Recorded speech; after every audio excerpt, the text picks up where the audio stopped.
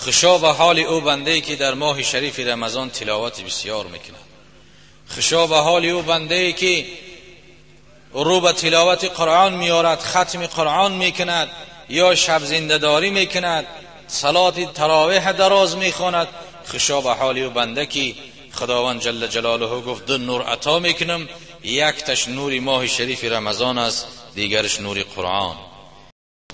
خداوند جل جلاله به موسی علیه السلام سخن کرد. اون حدیث هایی که در باب موسی آمده است که از نام خدا سخن میگوید، خداوند جل جلاله در قرآن خودش شاهدی میدهد. خودش خداوند در قرآن خبر داد که استعذ بالله و کلم الله موسی تکلیما، و سخن کرد الله تعالی موسی را سخن کردنی. خداوند جل جلاله با موسی سخن کرد. این کلمه موسی فقط به موسی نصیب شدگی بود، با دیگر کس نه.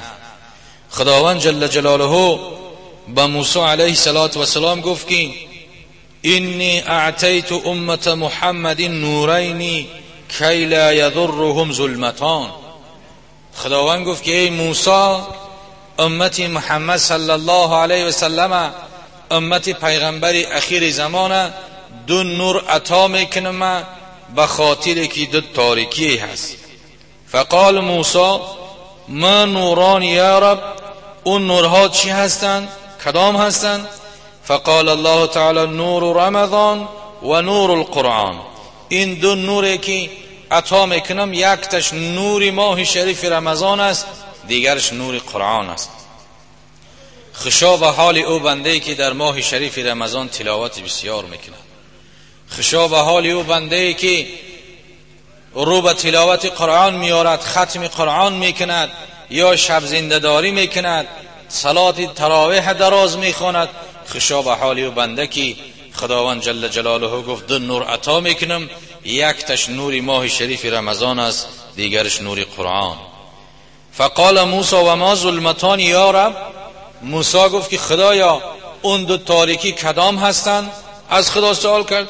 قال الله تعالی، خداوند جل جلاله گفت ظلمت القبر و ظلمت یوم القیامه.